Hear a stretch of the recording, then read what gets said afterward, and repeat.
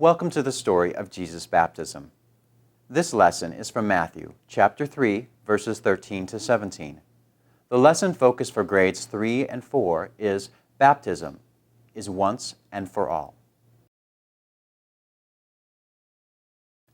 3 of the Gospels, Matthew, Mark, and Luke, include the story of Jesus' baptism. The stories are quite similar. Jesus is baptized, the heavens open, God's Spirit descends on Jesus like a dove, and a voice speaks from heaven. In Mark and Luke, the voice addresses Jesus directly, saying, "You are my son." The story in Matthew is different, however. In Matthew, the voice says, "This is my son," as if to tell others who has just been baptized. Matthew's version includes a conversation between Jesus and John the Baptist just before the baptism. John knows who Jesus is. Jesus is the one coming after John who is more powerful. John says he is not worthy to tie his sandals. He objects to baptizing Jesus. "I need to be baptized by you," John says. But Jesus will have none of it. "It is proper for us in this way to fulfill all righteousness," Jesus says. In other words, this is what needs to happen, and so it does. John baptizes Jesus. Baptism is one of the sacraments, one of the ways God claims, sustains, and nourishes us in our life of faith. Baptism is once and for all. It is one of the amazing ways God loves us and declares that love to us. God's Spirit changes us. When we are baptized, we hear God's promise to each one of us. Each of us is a child of God, loved always and no matter what. Throughout our lives of faith, we change, but God's love never changes.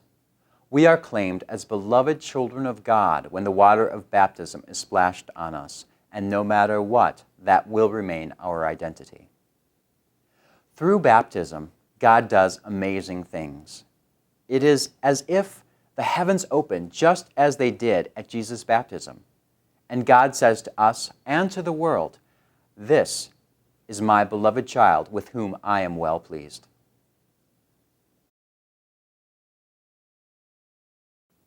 Jesus chose to be baptized by John the Baptist. And Jesus teaches us that baptism is once and for all. If you haven't already done so, take some time as a whole group to create a class covenant. When kids get the opportunity to identify class rules and expectations, they'll be more likely to follow through with their behavior. The lesson about Jesus' baptism is a great time to invite the baptismal sponsors, godparents, or faith mentors of the kids in your group to participate in class. Plan ahead with your group about what special activities kids might want to do when their guests visit. Kids will love playing detective in this week's arrival activity.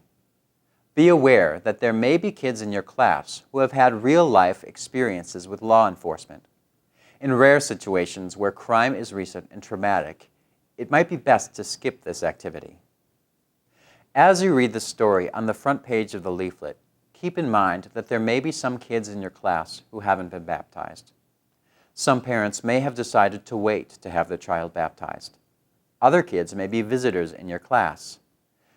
Make sure kids know that it's okay to be baptized at any age, and remind kids that whether they are baptized or not, we are all God's children, and God loves each of us. Lessons about baptism are a great time to visit your church's baptismal font. As an exciting close for your lesson, consider taking your class to the baptismal font to share in the closing prayer.